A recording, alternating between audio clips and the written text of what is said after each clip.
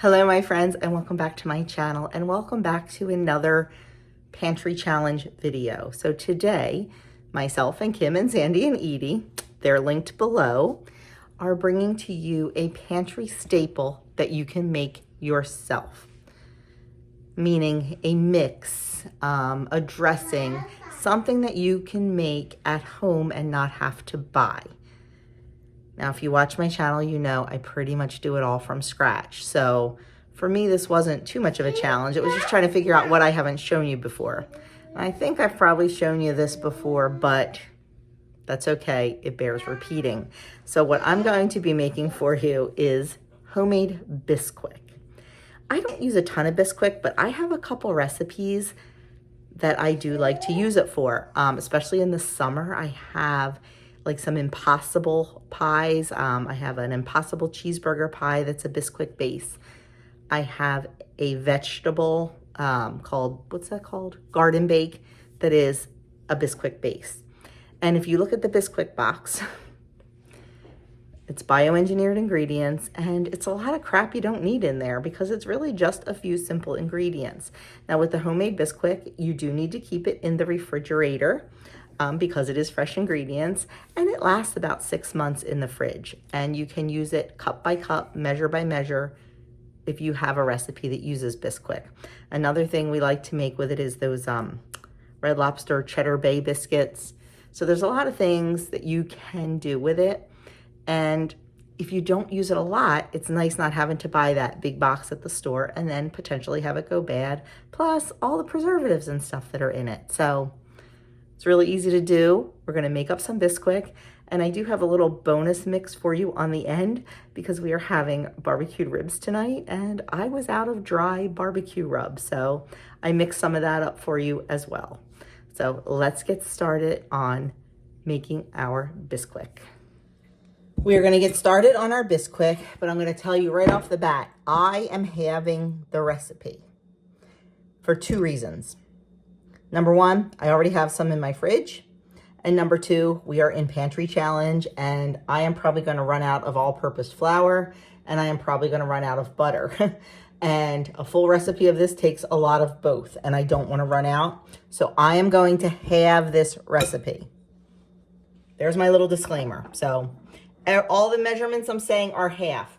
When you go to my website, it will be the full recipe, but it is very easy to have. So here we go. We have 2.5 cups of all-purpose flour. You can also use up to half whole wheat flour. I was gonna do some fresh milled, but I wasn't sure because fresh milled doesn't always act like regular flour, so I didn't want to mess anything up. So we're just going with all-purpose. And then we're going to do 2 tablespoons of baking powder. Now, I have been using this recipe for a long time, and everything I've made has come out perfect. So it is the perfect substitution for boxed Bisquick. And we're gonna do 1 tablespoon of sugar. We're gonna do a half a teaspoon of salt. And then we are going to do a half a cup of butter. And what I'm gonna do, I'm just gonna set this aside, and for the butter, I just cut it into like tablespoons. Then I'm gonna cut it down the middle.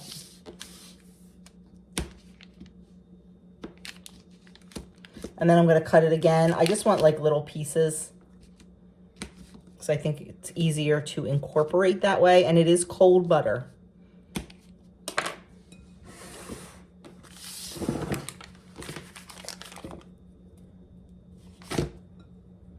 I'm just gonna break that apart in there. And then using a fork, 2 forks, your fingers, a pastry blender, whatever it is you want to use, we are going to, I should have mixed the dry ingredients together first, but that's okay. We'll just do it like this.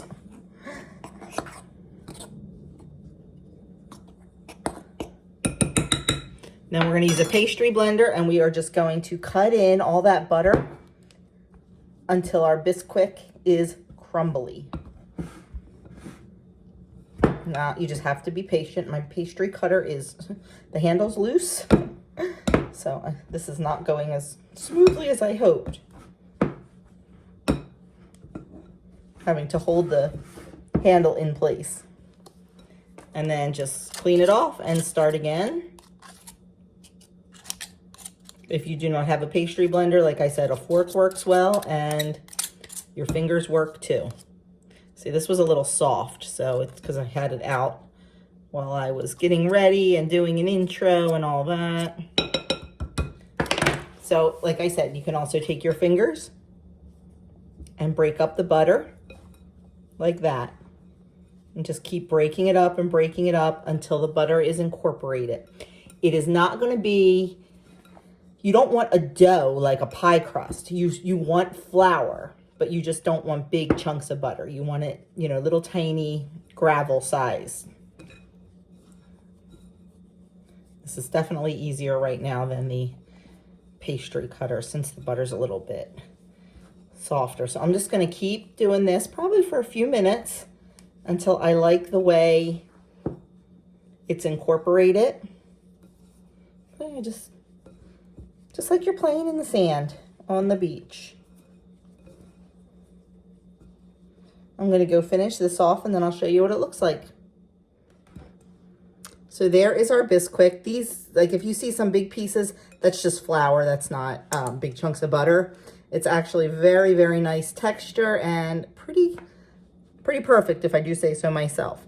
Now, if you would like to make this vegan, you do not have to use butter. You can use a shortening, whatever you like. I'm not sure about coconut oil, but I have used, when I was making this and was going to be making something for my sister's family, I used palm fruit shortening instead of the butter.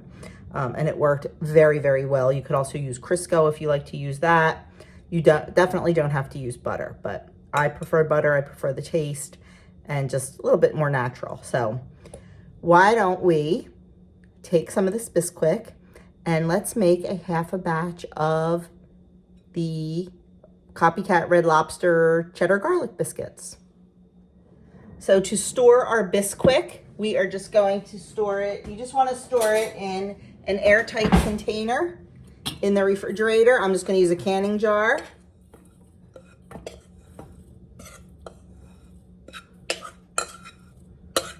Now I already took a cup out of here. So a half a recipe will fit beautifully in a quart-sized canning jar. And I'm just gonna put, you know, an old lid on there, an old flat that I've used for something else that I popped off. That's why I keep my old flats if they're in good condition, because then I can just use them for dry storage.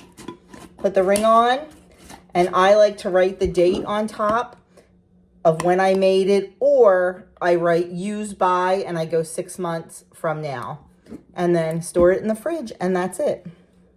So let's make some biscuits with that cup I took out.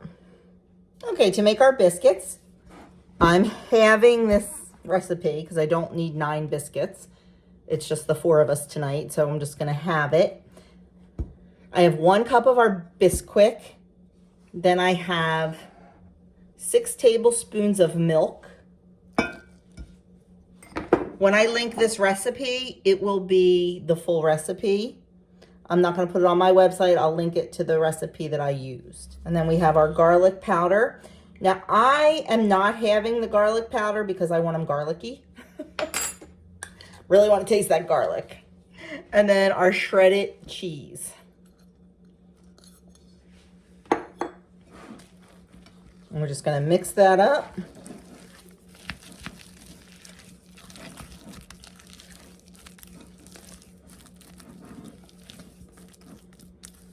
And then we're just going to, these are drop biscuits, so we are just going to drop them onto a prepared pan.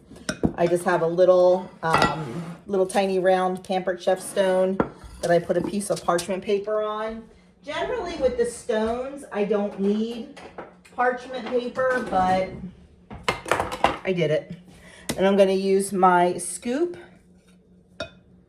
Actually, do I want them that big?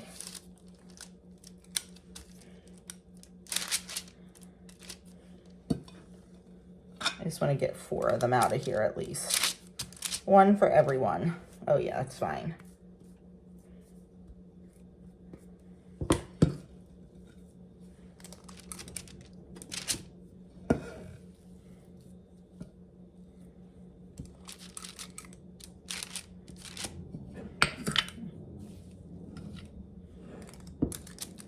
Oh, I must be making them smaller than they make them because, oh, I am glad I used parchment paper now that I see how sticky it is. Because I assumed I was going to get 4 or 5, but I'm going to get 6 out of here. That's good because the boys will probably eat 2. Doug and I'll eat 1. So there they are. That's all there is to it. I am going to, I know it's not the prettiest because I move them around. They're going to go in a 450-degree oven for about 10 minutes until they're a little bit golden brown. And when they come out, we're going to just brush the top with melted butter that has some garlic powder in it. So we'll see what they look like when they come out. Our biscuits are out of the oven. It said 10 minutes. I made them kind of big and puffy, so they did take longer. So just kind of keep an eye on them. You can tell when they're done. I just kind of pushed on them and they were still very mushy, so I knew they weren't done. But I have some melted butter and I'm going to just put a little bit of garlic powder in there. Give that a little mixy mix. And we're just going to brush that over the top of the biscuits, just for a little bit more of that garlic flavor. Oh, yeah, see, this one might not be done. It's looking a little loose in there, but it'll be fine. Now we're just going to set these aside. Let them cool on a wire rack, and we will each enjoy one tonight with our dinner.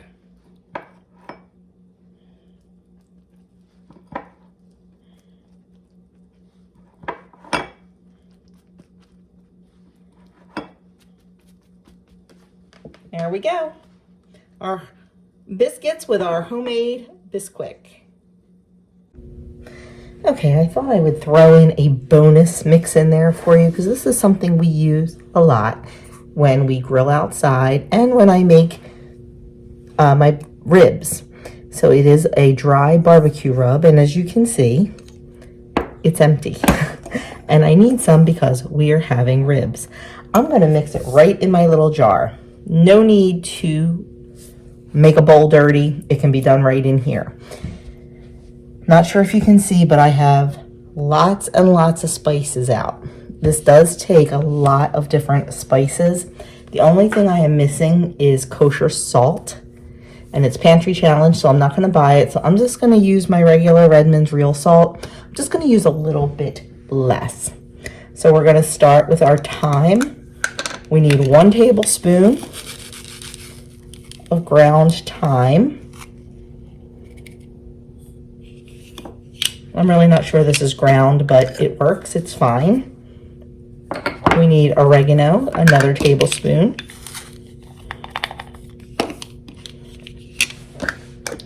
We need 2 tablespoons of cumin.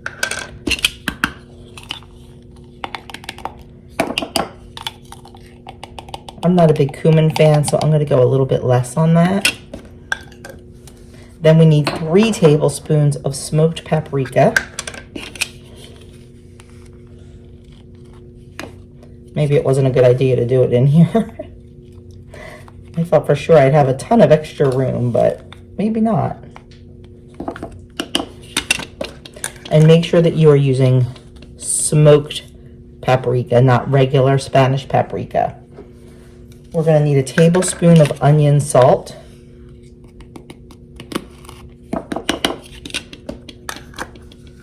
I'm sorry, it's onion powder, not onion salt. Sorry about that.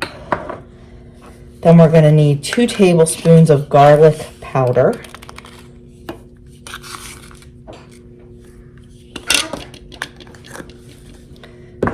and we're gonna get a bowl.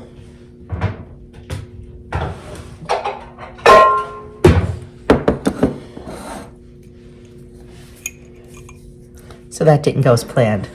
Shocking, right? We're gonna get 3 tablespoons of parsley.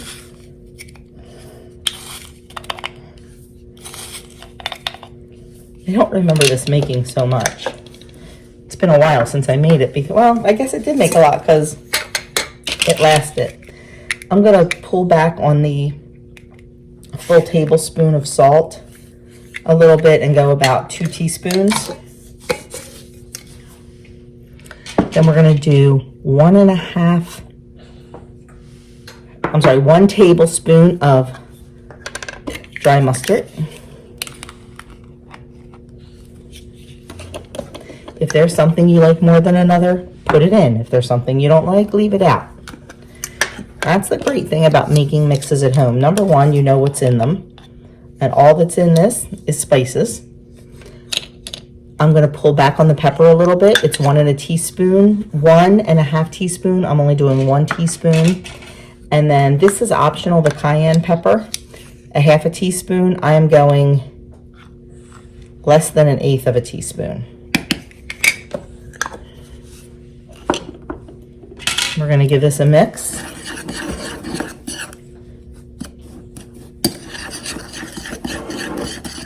And that's it. That's our barbecue, dry barbecue seasoning. And like I said, you can use this on anything, chicken, pork, beef, whatever you want to use it on. If you're going to do it on the grill, like I said, I'm doing my ribs in the Instant Pot. You'll see that as part of my pantry dinner over the weekend, pantry dinner video. And let's see if we can fit this all in here. And you just want to store it in an airtight container and it'll last for a very long time. This is a whole lot more economical for me because I do buy my spices in bulk.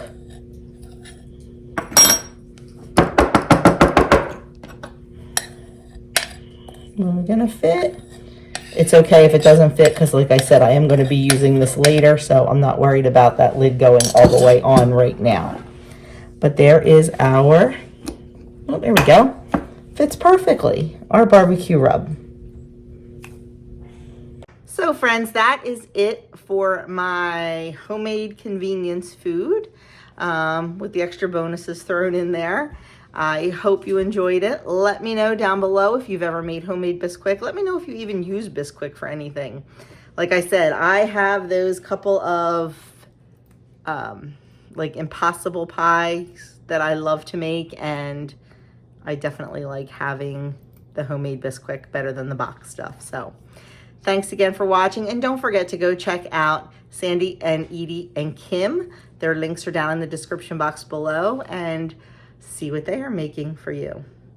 Have a good one, and all the recipes are linked down below also. I'll catch you in my next video.